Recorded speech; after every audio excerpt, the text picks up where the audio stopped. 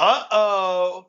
Japanese video game developers are starting to realize about the copes and seeds in regards to video game emulation. The completely false narrative from the West that emulation is completely legal is simply not even something that Japanese developers even really consider because it's so obviously not legal that it doesn't even really need to be discussed in their culture. Whenever the topic of emulation comes up, the conversation immediately becomes somewhat polarizing, with supporters of emulation trying to gaslight critics of it that it's completely 100% legal, there's nothing wrong with it, I can pirate all the Nintendo games I want. And the reality is quite a bit different. In reality, dudes are going to prison for emulating Nintendo games all the time. And the narrative right now is that like it's not going to happen to me, it's a legal gray area, Nintendo can't come after us all, but the reality is it's happening all the time and it will only become worse. We're already at the point where it's very difficult to do a Google search and pirate old Nintendo games, but as Nintendo introduces more and more legislation, as they start raiding third countries more and more, as the FBI works to subjugate every American national who wants to circumvent Nintendo's copyright protection, it is just going to get more and more insane how many emulation people are going to get completely fucked. I would not be surprised if, like, oh no, it's Alex is streaming one day, and then the door bursts in, and like he gets raided, he gets arrested on stream. It is inevitable that this becomes normalized because emulation shills have completely deluded themselves into thinking what they do is completely 100% legal when time and time again the courts rule against them. The only reason you have any ground to stand on at all in America is because of the Sony versus Bleem lawsuit, which honestly, Sony probably only lost because they knew it would screw over Nintendo, so they could just use this court ruling against them. The emulation thing at its core really is just a cope by PC gamers. It is not actually true that every game is available on PC. What they mean when they say that is that I can pirate every game on PC easily and then emulate them all. That's what they're saying. But what's becoming more and more apparent as the legal gray zones are cleared up and people start, getting prosecuted internationally, is that more and more this is no longer legal. This is no longer a legal gray zone. Like more and more people are getting prosecuted for this nonsense. And what's more, they 100% deserve it. You are not entitled to free Nintendo games because you played the games as a kid. You are essentially undermining Nintendo's business and trying to prop up a failing video game platform, the PC, by hyping up some proprietary software that should not be legal to begin with. So, what was the end result of the golden age of piracy from the 90s to the 2010s when it was easy and legal to pirate Nintendo games? What was the end result of that? Well, Nintendo had several of their best generations ever. They introduced dozens of new IPs. They had several profitable years, 2 decades of sheer profit. Emulation did nothing to undermine Nintendo's business model at all. They did not stop making money because of piracy and emulation. And that was back when it was relatively easy to pirate and emulate. So what's going to happen is that this is going to continue, but more and more, all the cracks are going to start being filled, and all the insects, all the cockroaches won't be able to leech off the Nintendo's brand. So what you're going to see is that Switch 2, which by the way is still completely unemulatable, the Switch 2 will continue getting killer games like Mario Kart World, like Donkey Kong Bonanza, like Kirby Air Riders, like Fire Emblem Fortune's Weave, and they will not be emulated. There will be no emulating Nintendo software on any alternative hardware.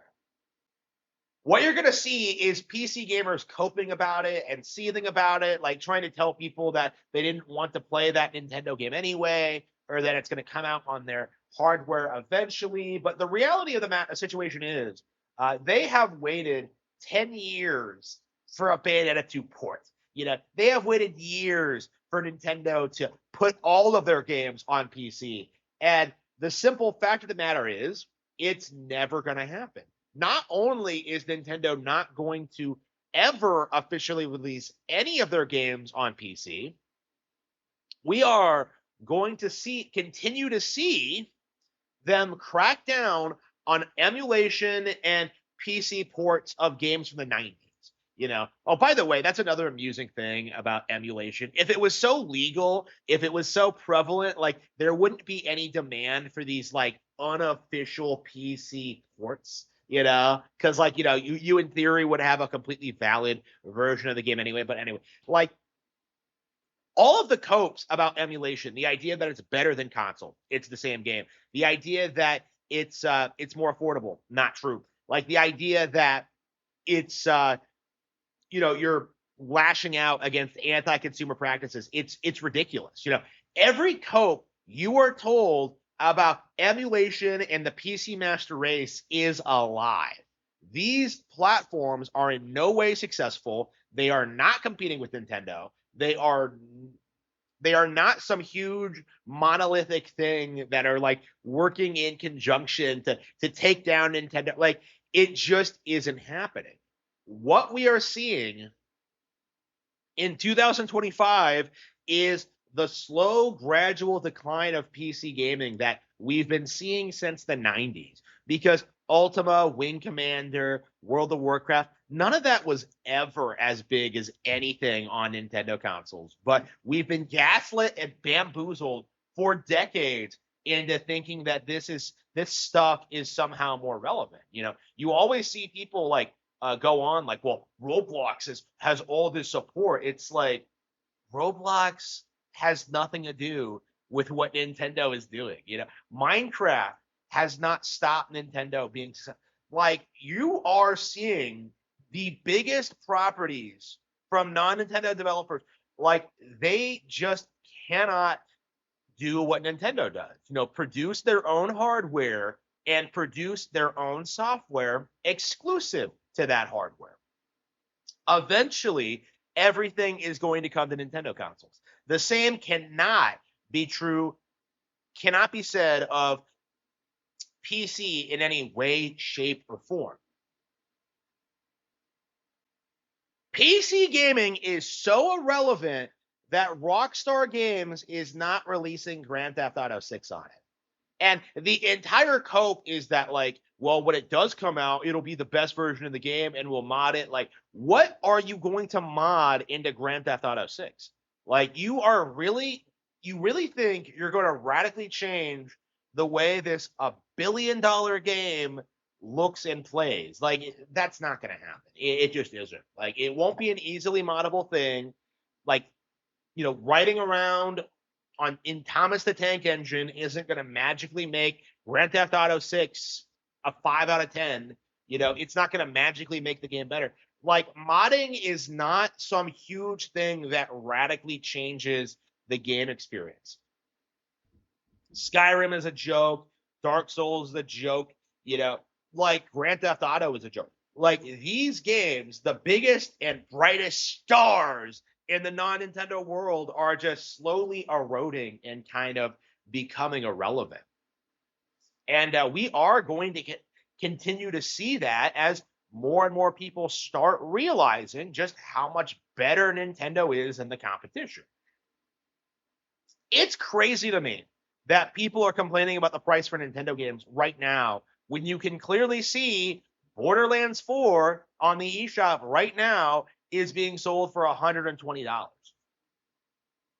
Like, it's funny how like people like will take the Canadian version of Donkey Kong Bonanza and then add the DLC price to it, and then suddenly like, oh, the game's now like $90.